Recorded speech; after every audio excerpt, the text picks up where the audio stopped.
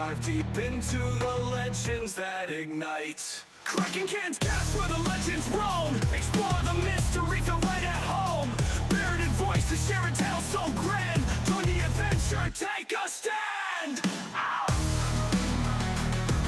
What up, and welcome back. I tried to get a noise that only a dog could hear there.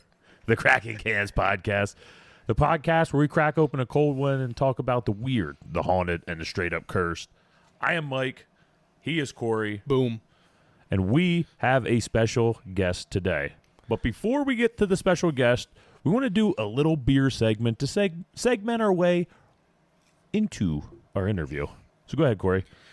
For today's beer, we got Mosaic Archives from Elder Pine Brewing and Blending Company, which is a West Coast IPA coming in at 6%. What does that mean, a brewing and blending company? I'm going to tell you here in a second, Okay. Crack Daddy. Good Lord. But before we do, this is our first Elder Pine beer on the cast, so let's talk a little bit about the brewery and blending company. They are out of Gaithersburg, Maryland, and opened in 2018. Now, you asked what the hell a brewing and blending company is. Basically, it's a craft brewery that not only makes beer, but also specializes in the art of combining or blending different beers, often barrel-aged or sour varieties, to create complex, unique flavor profiles, focusing on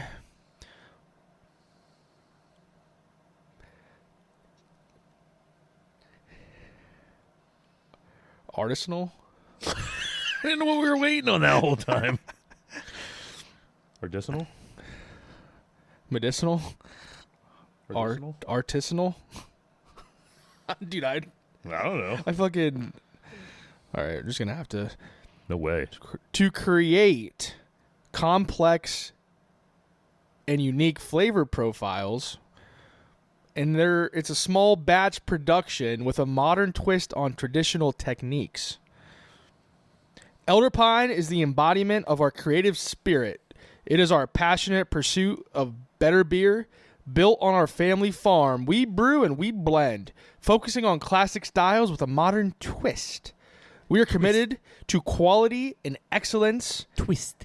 And pay homage to the pioneers before us by honoring purity in our... Shut the fuck up. I don't know. That one got me. Twist. You're getting me twisted. Twist. Three more. Twist. Twist. Twist. Right. Go ahead. You're out of twists. Twist. By honoring purity in our ingredients and integrity in our methods. Our beer is ever evolving but rooted in tradition and our community. Who are we? George, Paul, David, and Andrew. 2 brewers and 2 brothers. That sounded like so many more names than 2 guys. It's 4 guys. It's 4 guys. Okay. There's 2 brewers and then 2 brothers. Okay. Yeah. I was going to say, is that George, Paul, and David Andrew? Yeah. Like, that is oddly Yeah. specific names they have. And then I chose this beer, Mosaic Archives, to pair with today's episode with Cryptid Empire's own David J. Hardie. Because, folks, today we are digging into his archives of our favorite winged creature, the Mothman. David has done extensive research and is in the process of finishing his book on the Mothman, which today we will be exploring with him. Not to mention, his T-shirts are bad to the ass. We're both rocking our T-shirts from them. But we'll cheers right now.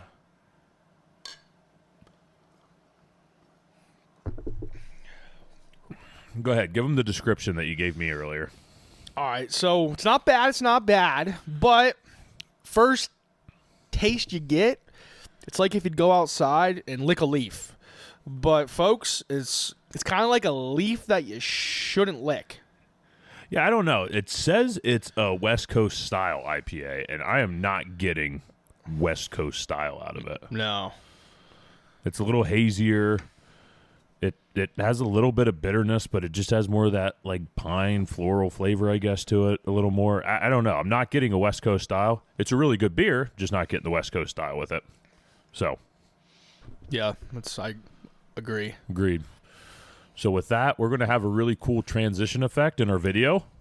And if you're listening just on audio, I'm going to add I'm going to add the sound of two birds cackling as they watch somebody run. And there's going to be a beer crack at the end. That's what you guys are going to get. And then there's one more thing. You missed one more thing. Very important. What'd I miss? A rocket ship going off in the background. A rocket. Okay, I'll have to find a rocket sound effect. Yeah, so we'll do all that. Why? That just made my life so much harder. But it's fine. It's perfectly fine. So we're getting into our interview with David. Stay tuned. Let's go there. Let's go there. Dude, I warned you. All right, folks. So today we got a very special guest with us today on the Kraken Cans Cast. We got Cryptid Empire's own David J. Hardie. And, man, this guy is awesome. He pumps out amazing T-shirts, amazing designs. He writes books. You just finished up his second book. You're in the final touches, right, of doing the illustrations, right? Mm-hmm. And you're planning on that baby coming out. I think you said like springtime, yes, spring, sir. summer. Mm-hmm. Yeah. So we got David on. We're ready to kind of dig into pick his brain a little bit, just talk a little bit about Mothman. He spent some time in Point Pleasant, last year, and been doing some awesome research. So we're really looking forward to talking to you about kind of what you do and just Mothman. Absolutely. Mothman has changed my life. I'm serious. When I was like 10 years old, I did not have on my bingo card that I was going to be writing and illustrating books on the Point Pleasant's very own mascot, the Mothman. I did not even know what a Mothman was. In fact, the first time somebody said, "Hey, you know what Mothman is?" Now, I was like in college or whatever. I'm like, no, I don't. I actually have no idea. And so I Googled it, and the first thing I saw was Mothra from Godzilla. And I'm like, oh, that's kind of cool. And they're like, no, you're totally wrong. That's not what it is. And I'm like, oh, so what is it? And they're like, well, think like Bigfoot, but like from West Virginia. This big, crazy, winged, red-eyed creature. And I was like, that sounds pretty cool. And I did it. I drew a T-shirt of it, and it blew up at Comic-Cons. And Danny freaking Trejo himself bought one. I don't know if you guys know about that story. Danny Trejo bought a T-shirt, and he walked up to me. So this is Uncle Machete, right? For all of you Spy Kids lovers out there, you know. I know Danny Trejo from Desperado, right? Desperado. I mean, I remember him from Desperado. So he walks up to my booth. I'm selling T-shirts at this con, and first off, you would think Danny Trejo is 7 feet tall, right? Like, you absolutely would believe that. He is like 5'2". That is not hyperbole. Wow. It's like 5'2" or 5'4". He is short. I had to bend down to get a picture with him. But he loved my shirt. Like, he was just drawn to it like a moth to the flame. Ooh, and I like what you did there. And he's like, and he bought that and a bunch of other ones. Bought a Chupacabra, a Bigfoot one, a dinosaur one I had. And but he takes this picture with me, and I'm like, yes, let's do this. Hold up the shirt. And instantly, for me, that picture goes mini viral, right? Like, it got 7,000 shares, and everybody's talking about it, like in my little world. And because it was just kind of cool, and whatever. Well, it ends up catching the attention of the official Mothman Museum, which I did not even know existed, right? Yeah. And they reach out to me, and they're like, we would like to sell your shirts. And I go, well, giddy up. Like, sure. Now, it's funny. So they start out, they buy 25, right? Then they buy 250 because they sold out really fast. Wow. Then they buy 1,500. And it was just like, oh my, yeah, I know, right? And they just keep buying and buying and buying. So your Mountain Dew Mothman shirt that you are wearing right there, that is my #1 seller. That thing, it doesn't stop selling. I swear, every kid in West Virginia must be born and then wrapped in a Mountain Dew Mothman T-shirt as a blanket. That's what it has to be happening. There can't be this many people in West Virginia to buy it. But I'm telling you, it just sells and sells and sells. And just today I was approving artwork for a new shirt that's going to be sold in the museum. So I'm like, the joke is that they should rename the Mothman Museum the David Hardie Warehouse because it has so many of my T-shirts. But yeah, That's so awesome. that's kind of my story. That's how things happened. It was Danny freaking Trejo. I saw your picture on your Instagram with him. But like going off of that story, are there any other places or museums or anything like that you sell specific shirts to? Oh yeah, I mean so that festival that we met at in the Susquehanna Valley Mall, I'm actually part of the Cryptid Collective, and there's like a bunch of people who are like-minded cryptid folk who we rent a shop there, and like I have shirts all the time. You know, I'm getting ready to ship a bunch more out there. So comic book shops, that's my sweet spot. A lot of comic book shops in Pennsylvania have my stuff, and we're moving out more. You know, so I have a wholesale. This is the first year that I'm trying to get everything systematized and get wholesaling going. You know what I mean? So I've primarily been a vendor. So I go and I travel, and then obviously you can buy it on the website and all that. But then I really want to get, and this takes a little bit of legwork, I want to get out. I want to get it into, because there's a bunch of places that I really benefit from these things. A lot of them are like Bigfoot attractions, you know, so like Bigfoot outposts and different places like that. But it seems like I've really niched down into the Mothman area, you know what I mean? So yeah, they have it. There's a website out in California. They have a brick and mortar store, and they sell online and brick and mortar. They bought some stuff off of me. Not to the level of West Virginia. Listen, I'm West Virginia famous, okay? Yeah. Like, nobody knows me anywhere else. But I went to sign books in freaking Morgantown, and I go into the Barnes & Noble, and I get there at 12:30 for a 1 o'clock signing, and there's a line of people waiting for me. I'm like, this has never happened in my life. Normally I have to beg and plead, and you know what I mean? And they're like waiting. So yeah, that's awesome. Kind of cool. Kind of cool. So do you print all your shirts like in-house? You have all the setup that... It's through my company. So it's through my company. I work for Upstate Merch. So like my actual 9 to 5 is not nearly as cool as this. Like you might be thinking, oh, Dave's just drawing Mothman all day long, incredibly inspired, looking into the red eyes, you know. And I wish that was the case. I get to do that a decent bit, but I do art and design for T-shirts for companies all over the country. So I'm think of me as like a global company, but it's Hardie LLC. That's what I do. I mean, that's like mine. And then my printer, who I work right with, they're Upstate Merch, and they print everything. So I design, put everything together, and then they print and ship all over the world. And we do that. And then I do a lot of the festivals. And what I'll actually do is I am like a consultant, but more than a consultant, like a brand visionary for some of these conferences. And I will actually do all of the merch for like one conference of, you know, thousands and thousands of dentists or something. You know what I mean? And I'll do all of that and go to like the city, sell it, and do those sorts of things. So that's my 9 to 5. A lot of organizations. Mothman pays a lot of the bills, just not all the bills. Not yet. Not yet. That's what I was going to say. That's the goal. That's the goal. That's awesome. So, I mean, we talked a little bit about your book coming out, but you mentioned that you have another book. You know, tell us a little bit about how that kind of came to be. Dream come true. Dream come true. So good. So Appalachian Cryptids and Creatures.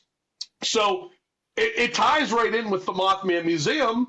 I'm selling. And then one day I made an offhanded comment to Jeff. So Jeff Wamsley is the owner and curator of the Mothman Museum, the coolest dude. Like he's like the moth godfather, right? And this guy, and he runs the festival. He is just the man. He's written fantastic books. And one day I was saying something about a book, because I'm doing all these shirts, right? Doing Flatwoods Monster. I'm doing, you know, everything, all these different creatures. And he goes, I said, I'd love to do a book someday. And he goes, would you?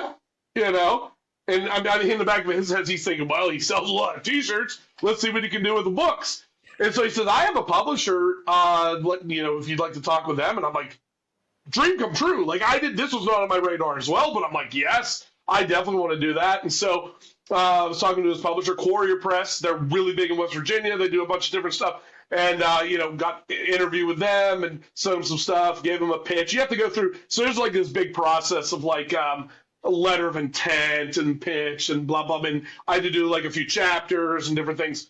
But they loved it. They're like, yeah, you know what? Let's take a shot. So what it is it's like a bestiary. So it is like a write-up. So I have a drawing of the cryptid, right? And I have a write-up. Everything's by me. I did all the research. It's kind of quirky. I think it's well written, but it's nothing crazy. there's no like deep intertwining story or character development or any of those things. It's just like, I came up with, like Frogman, right? Like I'm selling at the Frogman Festival in a few weeks, and I got to write up on Frogman, and this is the artwork for the T-shirt, so it's like everything's that dynamic, jumping out at you, comic book, creature.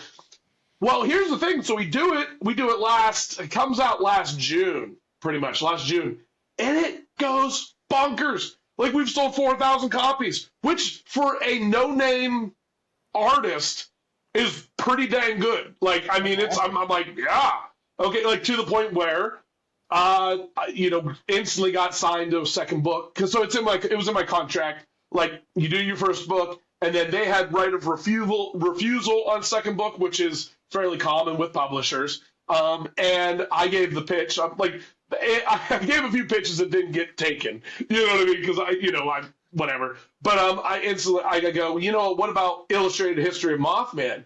Because nobody's ever done it. Go look it up. There's a bunch of Mothman books, and they're great, but they don't have a lot of illustration. Like the characters are kind of lost to you because you can come up with them, but there's nothing visual. So I do the characters, I do the places, and then it's just Mothman, and all these different other pretty cool creatures. So yeah, it's cool, it's fun, and that one should be out. So the rough draft is 100% done. It's in the editing process with the publisher. I'm going to be doing like 70 some drawings. I'm like 54 in, so I still got a few more plus cover and some different things to do, but that should be my goal. Was March 1st. I might hit that. I still might hit that. It depends on how good of a week it is, Yeah. So that's awesome. That is. So let's get into the book you're writing. Well, let's get into that book right now. Yeah. And let's get into your trip to Point Pleasant and all. So I know a lot of trips to Point Pleasant. I was going to say, I imagine you've been there multiple times. Mm-hmm. So let's hear. So this book, it's in essence, I'm taking the work of John Keel. Okay, so John Keel, I don't know how familiar your listeners are with him, but he is, without John Keel, you do not have, and I think that you have a blip on the radar with Mothman. I think that, a few people care, but it's kind of probably like Sheep Squatch kind of level, maybe, it's not that big. John, he is the Godfather. He's like introduced him to the whole world. He investigated everything. He shaped it. I mean, so it was him and Gray Barker. More John Keel. John Keel is up here. Without John Keel, this thing doesn't happen. But him and Gray Barker, and then a few others were very influential with the investigations in 1966 and 1967. So it was November of 66 through December of 67, and it's bonkers. It's crazy. Like the first time, if you actually go and buy the Mothman Prophecies, which is the book that all of this is based upon, and these are Keel's like very meticulous retelling.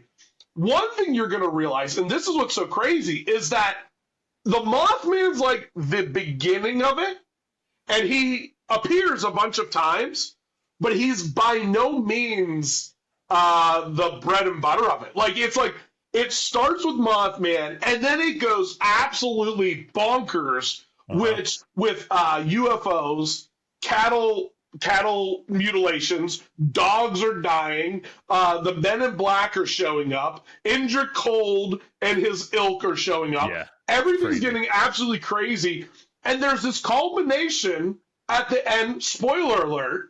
Okay, wait, spoiler alert. The bridge collapses. 46 people. I know. I shouldn't have told you. I mean, listen. Son of a. It's been 50 years. This is on you. Like this happened like 20 years before any of us were born or whatever it is, now. But seriously, yeah, this bridge collapses. And that's what's so intriguing is finding out like this deep tragedy, this deep trauma that this entire community had been through.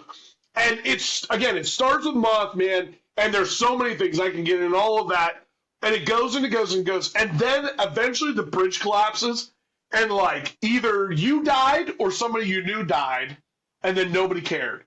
Like, and the crazy thing is things were still happening. Some of the narrative is that, it was 13 months of terror. It just stopped as soon as the bridge collapsed. No, it didn't. It was, things were still happening, but nobody cared. Nobody cared. Like UFOs, they're like, I don't care. My grandmother just died on the bridge, Yeah. And it was just this crazy, in-depth, painful experience that this was national news. This was like the worst thing that happened in West Virginia, one of the worst things that happened in the United States, and Keel's there the whole time. Like, it's crazy. How it ties in with history, he's getting these like messages from these men in black entities or whatever they are, because they're other, we don't know. And they're like halfway predicting a bunch of things, like the Pope being stabbed with a black knife, which he didn't get stabbed, but he was attacked. And then it was MLK getting shot in the neck. And like they were wrong on the date, but it happened. Like he has the notes to back it up. And then JFK, all these weird, crazy things. And they were all these half-truths and all this stuff. And you're just like, what is going on, But and Keel's nuts. Keel's crazy. Like he was able to take a lot of this, and I think he gives the closest thing that we have to a cohesive view of the paranormal in his take on ultra-terrestrials. Like Keel says that the Mothman and all of these creatures are actually what a creature called he deems an ultra-terrestrial, and it's a trickster spirit. So think like Loki, think Discord from Greek myths and whatnot, but they're actually trickster spirits. Not exactly the deities that, definitely not Loki from Marvel Comics, right? But like think like along those lines, like they function at a higher frequency. They're not from light years away, but they're from here, and they've always been here. And they have this, it's really, really intriguing stuff. But then he would say that that's what Mothman was, because it's all paranormal. Like Keel never, ever, ever posits that Mothman is a type of cryptid bird raptor that evolved or something. Like, there's always this big debate about Bigfoot, right? Like, is he a relic ape, or is he like a paranormal? It's the woo versus the scientific community, and everybody's always mad and arguing. Keel would never, ever say Mothman is just a giant bird. Other people will say that, but Keel would never say that. Yeah, he had boots on the ground. He was right there on essentially the front lines. Yep. But yeah, the like his story, and I didn't get to read his book, but I've just read about his story and everything online, and him just basically squaring up to the Men in Black more or less. He's being threatened, he's being everything, and at any point he could just turn and leave, but he just knows he's supposed to be here, and he follows through with it. And it's so awesome. Mm-hmm. Yeah, he went with reckless abandon. That guy should be dead. Like, and that's why, like, trickster spirits, it's weird. It's like, they're not going to kill you. It's really strange. Like, they're going to make your life terrible, but for whatever reason, it does not seem like, at least with these entities, that there's a lot of practical, like, they're going to knock you off. They could. That's the crazy thing about Mothman. Mothman has every opportunity in the world to do damage if he wants to. Like, Mothman could have killed all of these people. But there's no evidence the Mothman ever killed anybody. Perhaps dogs. He might have killed a few dogs. It seems like I don't know. Poor Bandit. I don't know. Bandit and some of those yippy dogs seemed like Mothman ate them or whatever thing happened to them. But as far as human beings go, yeah, he didn't hurt anybody that we know of. I mean, deep trauma for the rest of their lives. He's kind of like Batman in that case. Yeah, you know what I mean? yeah. He's not going to kill you, but he's just going to cripple you and give you deep trauma and crazy medical bills for the rest of your life that only Bruce Wayne could pay. But good luck, random thug. You're not going to be able to pay for that femur that Batman just broke, but at least he didn't kill you. Yeah. Sorry. No, that's- you're good. So, in your opinion, and this is just a random thought where it could be, but do you consider Mothman to be good, bad, or is there like this line in difference where he doesn't even care about good or bad? It doesn't that doesn't matter to him. Fantastic question. So my whole book, coming out, I try to cover every possible angle that a sane human being could have, or even an insane human being. Like, I cover all the stuff. In my opinion, I do not believe that he's a positive entity. He's not trying to help, okay? He has many opportunities to help. Like, perhaps giving us a heads up that the bridge was going to collapse. That would have been nice. If he's a harbinger of doom, he didn't harbing too well, right? He didn't actually state that it was going to come. He didn't do anything to start it or stop it. So I don't know. I don't know that he's ambivalent. I do want to give you some of the theories and some of the intriguing things. I would say he's definitely not trying to help us. I don't know that he's trying to hurt us. I would go with, personally, I go with more of a watcher entity. So my supernatural taxonomy is very obtuse. Okay. So I do not believe, I'm never going to get in an argument with somebody about whether something is a cryptid. I don't care. Okay. I think cryptid is a blanket statement. I am not a cryptozoologist. I'm much more interested in the story and what's happening there. I think that Mothman appears to me to be a watcher entity that is interacting, probably maybe a little too much, but is interacting but still not changing things. I think that I do believe he's supernatural. I believe that there's obviously there's a major supernatural element and that we don't know what he is. I think that is he purely flesh and blood? No, I think he manifests. I think that we've heard that from the various witnesses. I don't think you can track him. So the one point where he potentially gets the dog and carries it 90 miles between the Salem, West Virginia, and Point Pleasant. I don't think that it's a clear one-to-one. I think Mothman can teleport. I think Mothman can do things that are just completely out of. But Mothman, go back to Mothman's wings don't work. Mothman's wings are for show. He doesn't flap them. He has giant wings that don't flap, and he just takes off and moves like a helicopter. Physically, it makes absolutely no sense. He's other. He's distinctly other. Now, some of the intriguing theories, one that John Keel got from Mr. Apel, who was potentially one of the Men in Black or whatever ultra-terrestrials, alien, whatever you think he is. Mr. Apel said, and this is bonkers, he said that the Mothman was a tool of the enemy, so a weapon of the enemy who lives in underground caverns and cannot come up too often because of his breathing problems. But he's been unleashed on Point Pleasant for reasons unknown, and they drink blood. So, there's multiple Mothmen. So it's not just one. There are multiple ones. Like a society of them, essentially, living underground. And back then, in 67, Mr. Apel tells John Keel that the Mothman is the basis for our vampire legends. Interesting. But now you have to understand about Mr. Apel.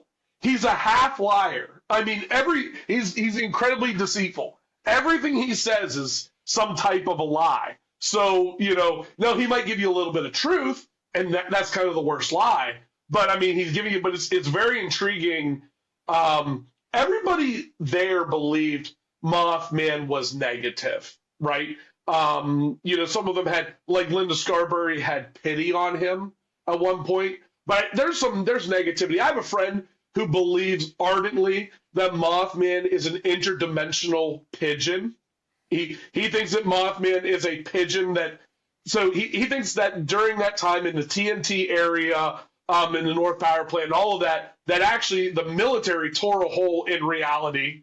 So this is this is Stranger Things. Yeah, like Stranger Things. That's what I was gonna say, yeah. Well, Stranger Things is freaking based off cryptids. I mean, the Montauk Project and all of that is all. I mean, we know that. So Stranger Things borrows heavily from this space.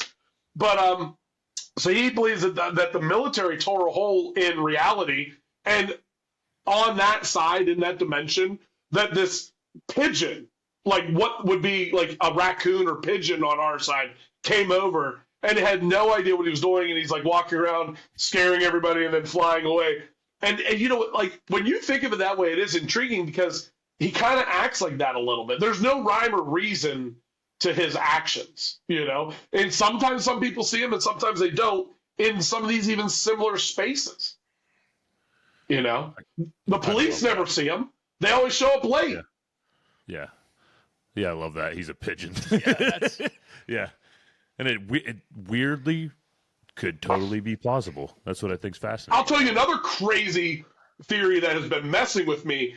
It's like, okay, so when you do all the research and you're in it, and you got like, you guys should see like all these books I have. It's just I got books and books and books and books everywhere.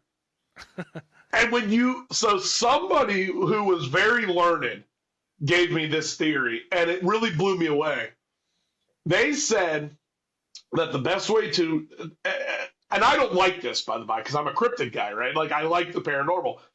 But he said the best way to understand Mothman is a governmental drone that they were testing out in a similar time frame to Vietnam, in a space similar to Vietnam. So when you go there, we can talk about Point Pleasant, but this TNT area is this like, it's flat but highly like it's got quite a bit of green foliage. It's very dense. It's like a jungle. It's very close. West Virginia is probably the closest thing that America has to North America has to this like jungle. There's areas of West Virginia you can't get to. Like, you just absolutely cannot get to them. They're so secluded. But his argument was that it was a drone that they were testing out, the government was testing out, and that's how it just flies. Like, it's for show. The wings are for show, the other things, but it just and flies. And it's a lot of like psyop stuff, the red eyes, the everything, and trying to deter you from and I go, when he said it, I don't fully believe that, but I look at it, I go, Daddy, that's a decent concept. It would explain a lot of the interactions and what was going on there. But I don't know, there's too much military stuff. There's so much military stuff going on during that time that one, that we do know about, and then two, that we don't.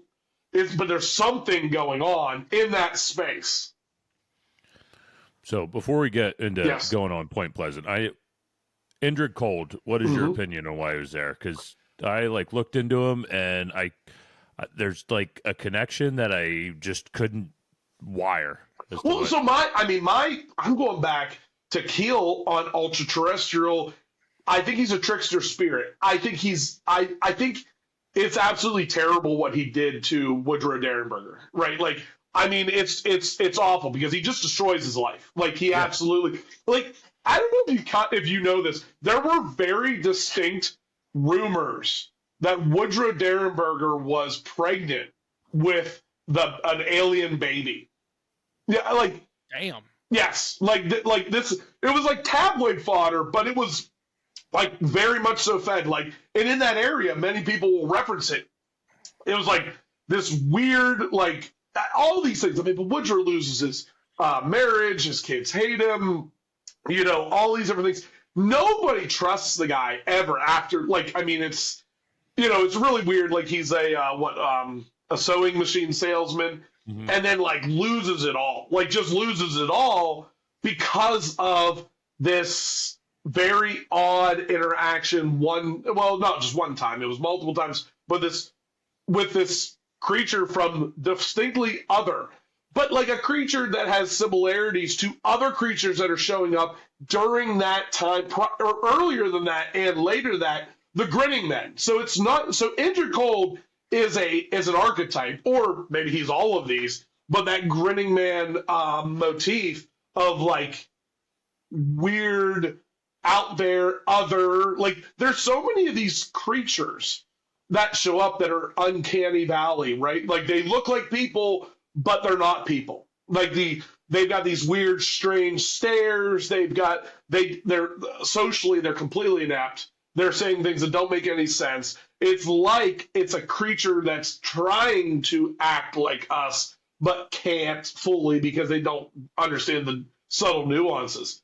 So you're thinking that's like not their like original form, right? Like their original form is something completely different. A lot of people think they're lizards. I mean, I don't, but a lot of people think these are lizard people, and they put on like all of their. Every time you hear a description of them, they like their skin doesn't fit.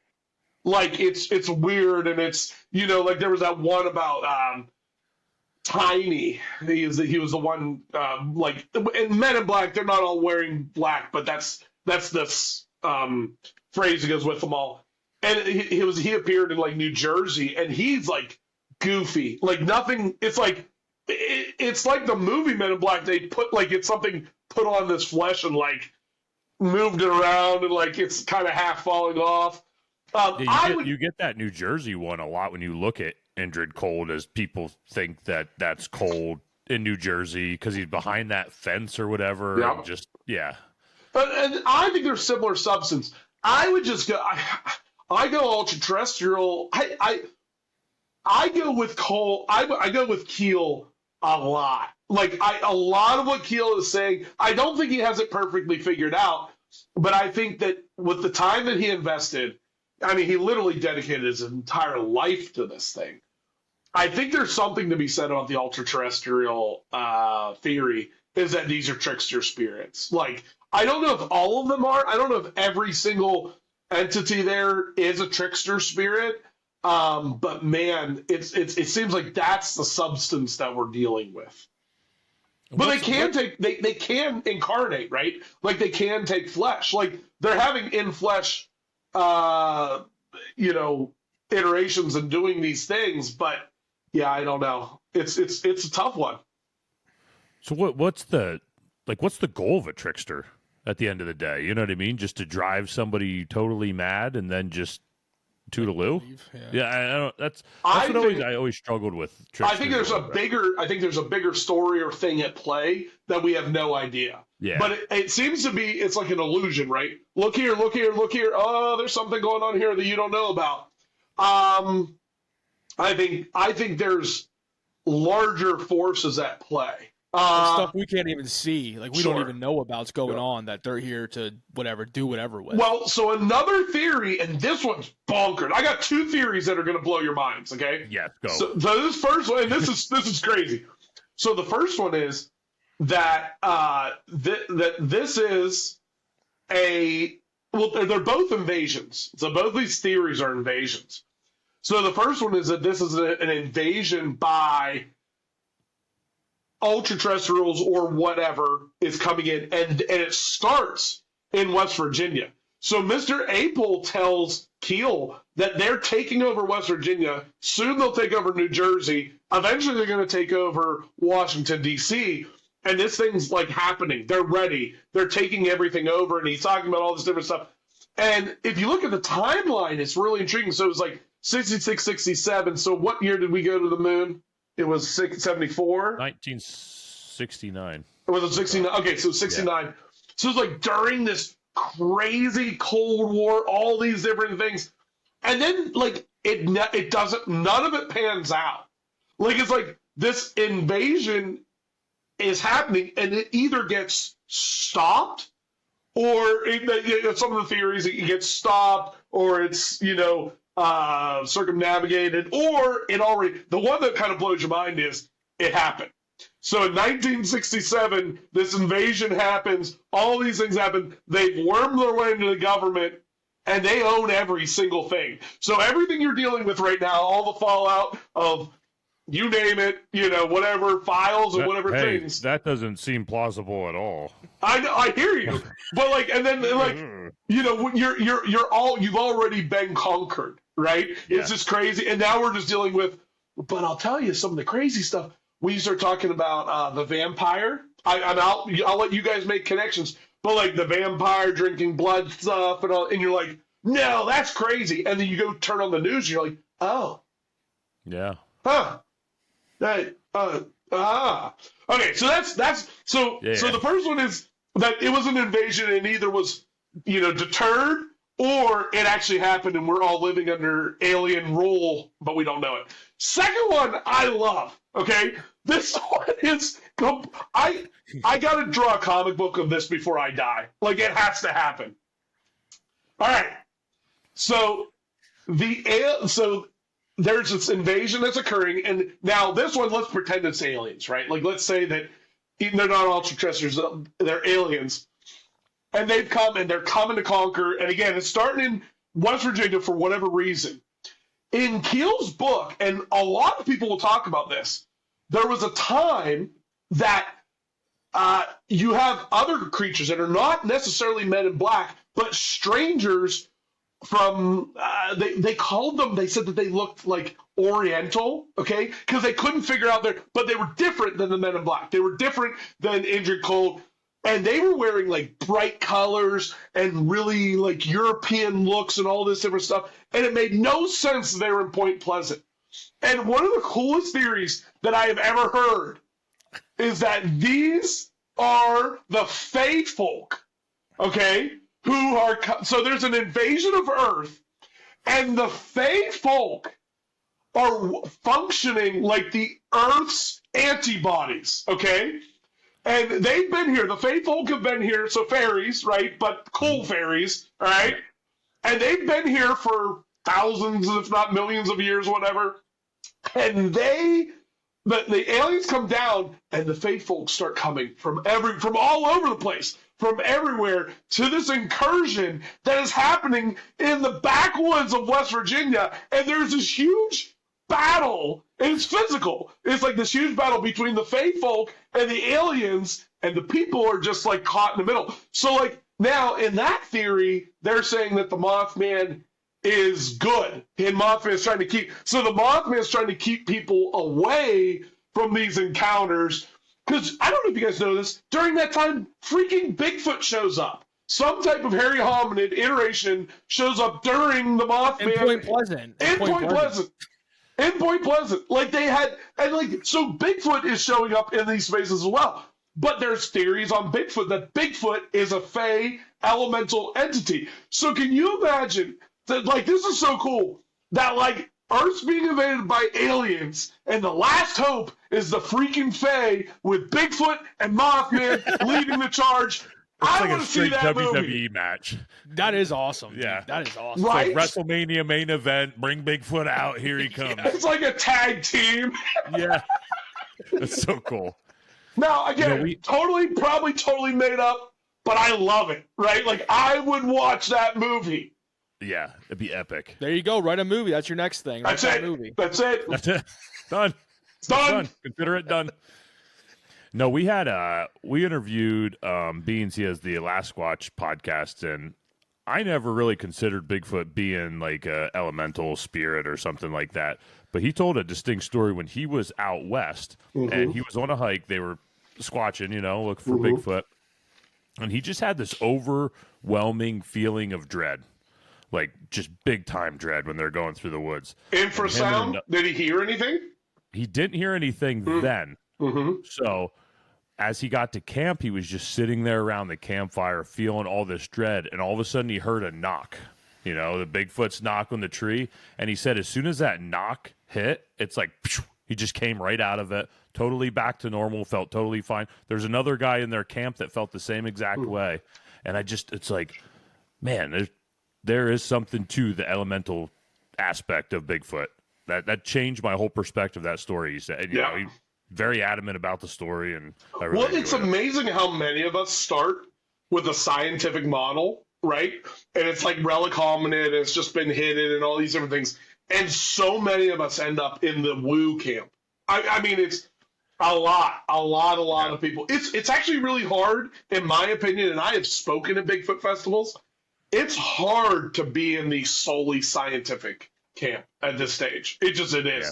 Well, American Sasquatch or American Bigfoot, whatever it was, just came out. I just watched it a few days ago. And I mean, that's David Paulides, and he's as scientific as they come. And it's just like, there's portals.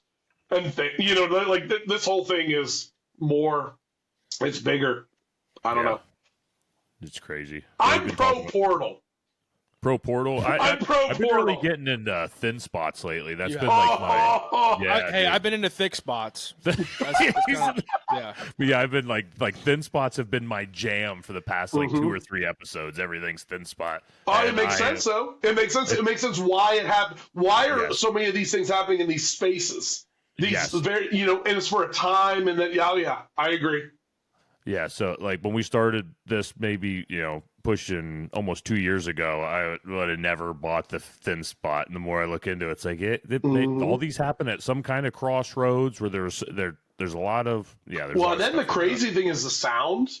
So like you hear of all these stories where people will see Bigfoot dogmen or something like that. They have these metallic sounds that they'll hear, and it sounds like almost like a manhole cover opening in the middle of the woods, where no human entity anywhere, and they'll hear this metallic, and a lot of people posit that is the sound of the world's opening. That is the sound of whatever thin spot layer thing, but it's a metallic, and they say all the time. You just hear these stories again and again and again. Huh. That's fun. Like I have to open up manholes at work, so it's funny to me just thinking of like Bigfoot just opening one up and just like, all right, just hopping through, close it up behind me. Yep. Yeah, I like that. That is a funny visual. Yeah. So do you have anything else you want to talk about Point Pleasant and some of the trips there? Well, so when you go there, so I've been there a few times, been there like 3-4 times. I never have enough time though. Like, listen, if you're going to go, block out some time, take some time, go to the museum, take it all in, go play some blacklight mini golf of the Mothman mini golf. It's like the best mini golf I've ever played. It's awesome. Super fun. But then go to the TNT area. Like, the crazy thing about this is you can actually get in your car, drive 15 minutes up the road to the McClintock Wildlife Preserve area, which is the TNT area. You can go to these igloos and like all these things.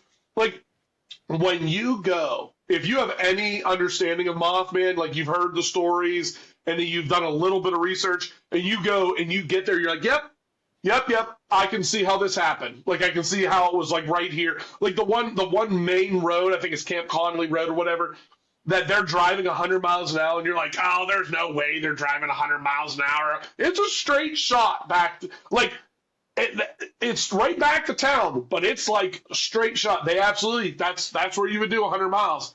But I'll tell you, so I go to this igloo, okay? So when I say the TNT area, the reason I call it the TNT area is because they, from World War II, they had a bunch of munitions were stored there in the event that the Nazis invaded, and it would be really hard to see from planes and whatnot. They stored all these different things. They had a power plant. They had all this different stuff. But then obviously after World War II ends, well, what do? And it kind of goes to the wayside, and they think that they get everything out. They don't.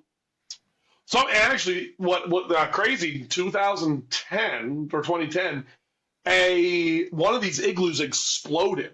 Oh, shit. Yeah, like it exploded full of stuff. It's very, I will tell you, like, it's weird, it's creepy. Like, I'm so stupid. I take my whole family there because, like, we went on this little it wasn't a vacation. We were going through there to another space. But I'm like, let's stop at Point Pleasant. And I take them out there, and I'm like, it just didn't feel right. Like, you're out there, you're like, I mean, I think you need to go. Like, if you care about this stuff, it's like, oh, I want to see it for myself. But then also, it just had a weird feel the whole way. I.e., my friend and I were talking back and forth about it. He's a science guy, like huge science guy. And he's like, well, that's the radiation. Like, it's still, that's like how much junk and stuff was there for, almost 100 years and all these things. He's like, it's actually like really bad. It's seeped into all this. And it's like, it's the radiation. Fun. And you're like, oh, that's why I have a headache. And this feeling right here. And I can't, I grew a third arm. But like. And the kids are just like, Dad, they're not really feeling great. I don't feel good. I can taste colors. Yeah, it was not great, but it was kind of cool. So you go inside, and these igloos it's like you feel like you stepped into a portal into another world itself. There's a bunch of graffiti in there, but I could only be in there for seriously 7 minutes, and I'm like, I don't know, you just feel really, really weird being in that space. It's intriguing. It's like the town that time forgot. Like if the whole town bears these scars of governmental misuse, I mean, it's just like, it's really sad. Then there's the whole theory that Mothman is the Chief Cornstalk's curse. So people say that there was this curse that occurred. It was this Shawnee war chief that was murdered in Point Pleasant in 1777. And it was his last statement as they shot him in the back was that he was uttering this curse against the land. And a lot of people believe that. I don't know that I do, but a lot of people believe it was this reckoning, that has come against the land and against the people. And they definitely feel it. I mean, you talk to anybody down there and they at least acknowledge the existence of the curse. Some believe in it, some don't. I talked to a lady who was a descendant of Chief Cornstalk, and she ardently believes it. Like, she's hook, line, and sinker into it. But if you're talking about Thunderbirds and other avian iterations of Native American lore and taxonomy and all that stuff, yeah, there's some, could be some truth to that. I don't know. It depends on your perspective. Yeah, there's some scary stuff when you start talking about Native American. They have a whole different attachment to the land than we have, and an understanding that we don't get. Yeah, we absolutely don't get. When we went in with talk about the Bell Witch, there's a lot of Native American themes in that one too, which is and Lake Shawnee too. Lake Shawnee, yeah. They start getting pretty scary when you start getting into that kind of stuff. Mm-hmm. Well, then I was watching that American Sasquatch I referenced, and there's a Native American legend that the Sasquatch came from a star that descended. So their tribe, I mean, again, it was in Oklahoma. It's a tribe in Oklahoma that had a belief, their oral history goes back, and they said that these wild men came from a star. So multiple, not just one. Multiple. Oh yeah, it's a whole tribe. Yeah. They're almost all of the Native American iterations of Sasquatch. It's like a tribe. It's a grouping. It's not one random isolated Sasquatch. That's usually what you're seeing is like almost a civilization, not a civilization, but a community at very least. Yeah. Yeah, I know we've heard discussions and stuff where they followed the salmon migration, and the natives that would follow the salmon migration, they stayed on their side, and these hairy men stayed on their side. They did not cross paths. Well, they traded with them. That's the great. They in some of these iterations, there's active trade. One of the thing that blows me away is that you have these totem poles, right? And they have real creatures. So it'll be wolf, cougar, bear, Sasquatch. And you're all of those things are real, what, you know what I mean? Like, and Sasquatch is like at the bottom. You can't like make this thing up. You know what I mean? So there's something to that. You think too, like that means he would be the most important, because he's holding up the rest. I would think. Yeah. Listen, I think Sasquatch is pretty important. That's my opinion. So, we talked about your book a little bit. What do you have any other projects, designs, or anything? I got I'm many. sure it's just the book. That's it. No. Oh my gosh. My dream is this, and probably similar for you guys. The dream is that this thing becomes full time, right? That you're able to. Your 9 to 5 is, you can kind of let that go and you can pursue content creation all day, every day. That's probably a dream. Now, some of us get it, some of us don't. I haven't gotten it yet. You know what I mean? But I'm gonna keep trying. So my dream is when I talk about content creation, I'd really like to get into young adult fiction with all of this, right? I've got some really cool ideas. I've written the last 2 books that I've done have tongue-in-cheek been nonfiction. You know what I mean? Right? Like, it's been a bunch of research. But ultimately it is, this person says this person says this, and I just want to make crap up. Right? Yeah. Like, I want to just, like, I mean, obviously it'll be research and whatnot, but, like, I want to come up with humans caught in the middle of a war between Sasquatch and Yetis, and like, I've got some cool stuff. I think that I bring a comic book style that not a lot of other authors have. I think that there's a visualization. Like, listen, we live in the world, and I'm not crapping on everybody who does it, but like right now it's just AI. Like, I have this idea. I'm just going to do AI real fast. This is my idea. But the reality is it looks exactly like everybody else's AI created thing. Like, it just does. Yeah. I think that when you can see a consistent vision from an artist who's drawing it by hand throughout, I'm hoping that can get me, that can help get me discovered, help make some inroads and different things. I think my theory, and I could be wrong, but my theory is that cryptids are the next big genre demographic piece. I think that, so like, I do Comic Cons, right? And there are vendors who their entire job is vending at comic book conventions, okay? They go from, Pittsburgh to Philadelphia to New York to, you know what I mean? I think we're headed there with cryptid cons, like with cryptid festivals. They're small, they're not as organized right now, but eventually you may be able to vend and do cryptid cons and cryptid festivals. I thought the cryptid festival, there's very few cons, like Comic Cons, that get 31,000 people. Like maybe on the West Coast or something. But if you get a few more like Mothman level entities, if you could, let's say you got like 6 of them over the course of a year, there are going to be people who that is their literal full-time job. That like they vend and speak and live in that ecosphere, and I think it's getting bigger. Like I speak at schools, right? Like I'll go in as an artist. So I go as an artist illustrator, but I'll speak at schools and I'll talk to them about cryptids. Like I'll say, who here knows what Bigfoot is? They'll raise their hand. Who here knows what Loch Ness Monster is? I say, who knows what Mothman is? They lose their mind. They're like, Mothman, I love Mothman. It's the greatest thing ever.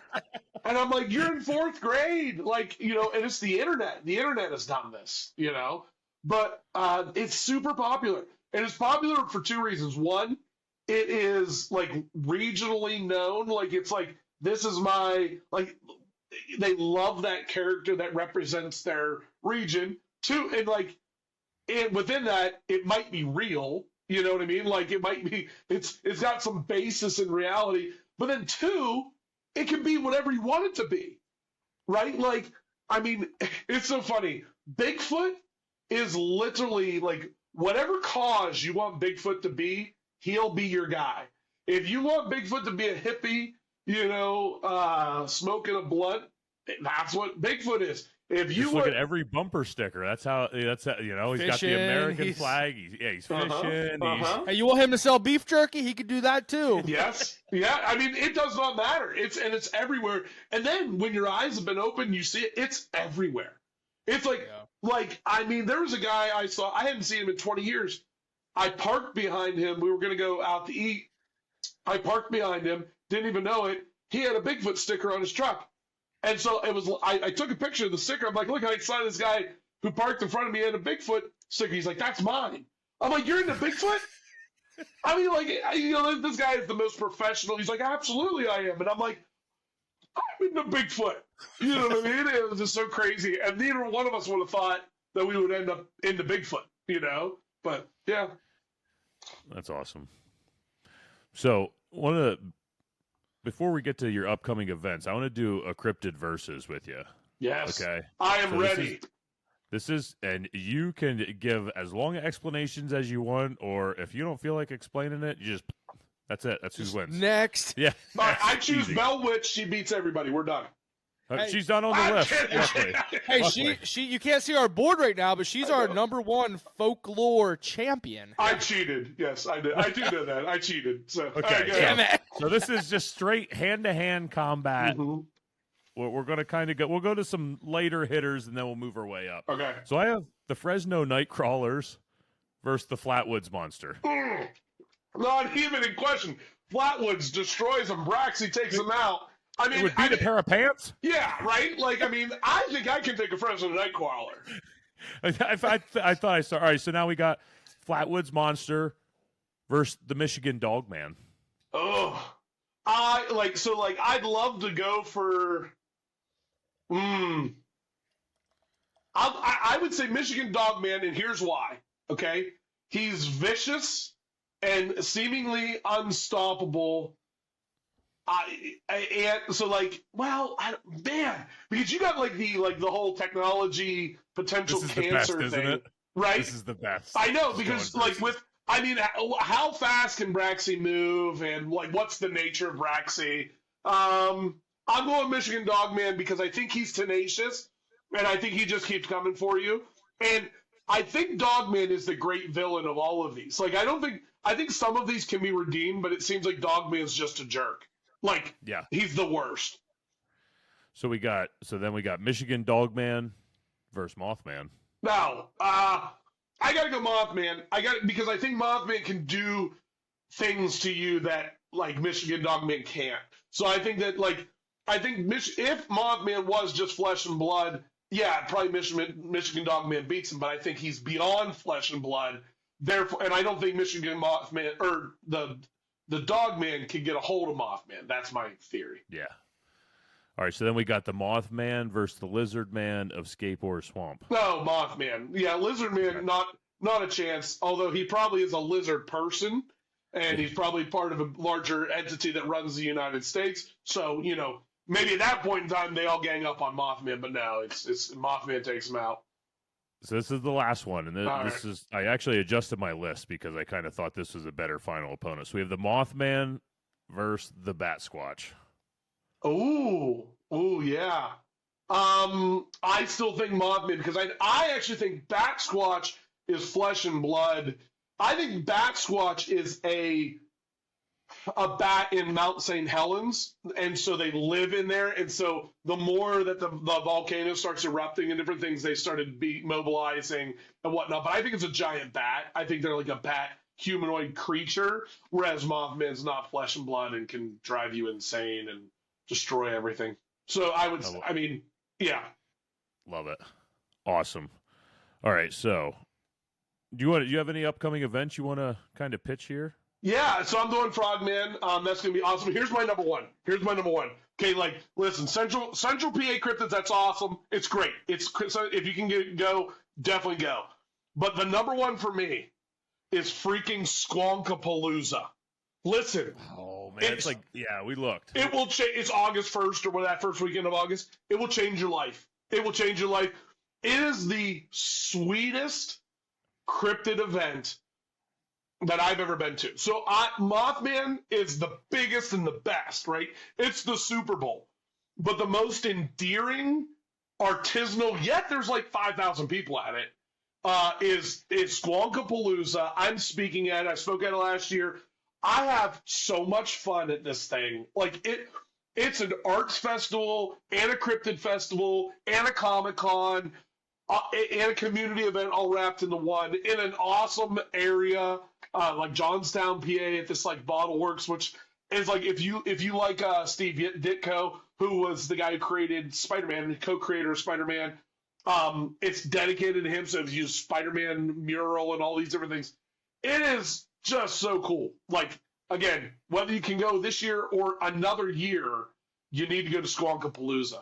Joe and Lisa are the best promoters. They keep out kicking their coverage. I keep telling them, each year they're going to outgrow this thing. Like, every year keeps getting bigger and better, and it's just like we're going to hit 10,000, 15,000 people here pretty soon. But it's awesome. That's awesome. Wow. Dude, their shirts were awesome last year. Yes, they were. Yeah, they were so cool. Well, you Bob have Ross. Joe's right behind you. So Macho Man, the Mothman, Yeah. that's Joe. So Joe from Cryptoteology. I mean, yes, they make great. Joe does fantastic shirts. They're awesome. He's the king of cryptid parody. Like, he is the king, undisputed. He wins. He's awesome. So yeah, it's a fantastic event. And then if you can come out to Mothman, so you can check me out here. I've got a book tour that we're working on, so should be pretty decent. The Mothman Festival will be on that tour, but it'll start once the book's released. I want to release it in Point Pleasant, and then I'm just going to go all over the country this summer, and then fall, and I'll end at Christmas time. Well, I'm going to end at Christmas time at Morgantown, West Virginia, for all my people waiting in line for me. Because all your peeps, all my peeps in Morgantown, West Virginia, so. That's awesome. And can we request a shirt to be designed here? Because request away. I at least want to request. Yeah. I want a Van Meter Visitor shirt. I love the Van Meter Visitor. I literally could send you the artwork that I have that's in my new book of the Van Meter Visitor. So like, thank you. It'll happen. Like, I'll take care of you. Like, I'm so get pumped. I just drew it. Like, I mean, I drew it, about a month ago, but it's drawn, it's done, and it's awesome. But spoiler alert, the Van Meter Visitor is in my new book. So I do flying creatures. So all the flying hominids are in the new book, and it heads into Mothman. So Van Meter Visitor is in there. I'm so pumped. Yeah, I'll save. I could already have another request then, but I'm going to save that for next time you come on the show. Okay. Yeah. So I'll save that one. I don't want to be request happy here. We'll save it for the next one. I definitely want to do it again. Yeah, this is awesome. We've had an absolute blast talking to you, dude. Thanks a lot for coming on. And we're excited. We're going to get our hands on your book. We're going to check this thing out. For sure. You're going to love it. You're going to love it. It was written for you guys. That's awesome. I'm excited to see the artwork in it. That's going to be so cool. It's going to blow your mind. I had such a hard time. Like, we got this shirt at the Central PA Bigfoot Festival. 10 minutes of me staring at the Mothman shirts to figure out which one I wanted. Because I wanted them all, but I only had enough on me for one. Right. So it's like, we got to make this count. This is my one. And people say the same thing. They're like, I can't choose. And I said, I know. It's a good problem to have, right? Real good problem. A real good problem to have. So.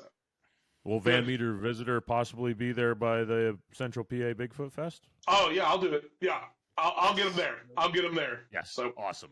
I will do it. I needed. All right, David, thank you. You got anything, Corey?